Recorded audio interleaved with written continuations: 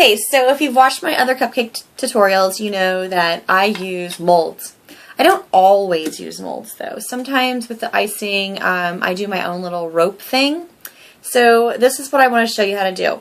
I'm going to have white chocolate and gold clay. Gold is going to be my base color, my cupcake base color. And I'm just going to use, I am going to use the mold for it. And I'm just going to take off the extra and put it to the side for now. I am going to use it, but just not right now for the mold. Okay, and then I'm just going to work this around as such to get the base out of the mold. I'm going to use my chocolate, and I already formed it into a sphere, so all I have to do is flatten it and put it on top as such. And kind of, you know, press it down a little bit just so it's not sticking up in the air like it just doesn't care. And that's my cupcake base for the most part. The next thing that I'm going to do is, you remember that little leftover piece of gold that I had? Yeah, I'm going to use that. This can be truly any color you want because it's not going to show at all. It's just going to be kind of hidden away. So if you have a scrap piece of blended clay that you've been hanging on to forever and you have no idea what you're going to do with it, here you go. Now what I'm going to do is just kind of put that into the center of my cupcake. And that's just going to form a nice little way for me to build my icing up on the cupcake. The next thing I'm going to do is take the white clay and warm it up in my hands and then just start trying to form a rope out of it. Okay?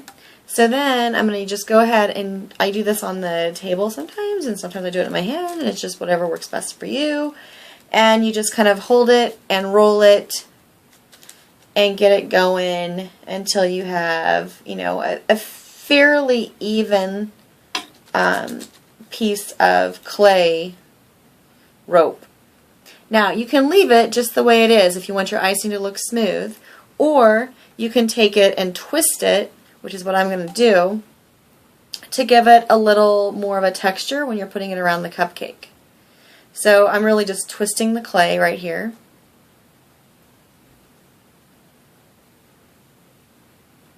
Oops, and I dropped the clay, but that's okay because it's a rope and it'll hang on. And just, you can kind of hold it wherever you need more twisting, and just twist, twist, twist, and twist, twist, twist. You don't have to do this part. If you don't want to do this part, then don't. No one's going to make you. It'd be alright. Okay.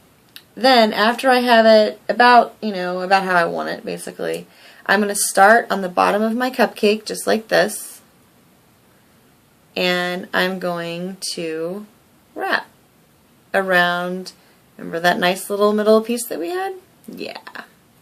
We're going to wrap it right around, and then when we get to the top, we're just going to cover it up by, you know, forming it around into the little rope, and then at the very end, just kind of very slowly pull it off to have your little, you know, tip of your icing. You might need to go back and just kind of form it down a little bit if there's any holes or anything, but you'll get better at that too. It won't take you that long in the future. And that's it. Now all I need to do is stick an eye pin into that, and I have a cute little cupcake charm. If you want to add a flower or a star or just a little dot or sprinkles or whatever you want, you can do any of that.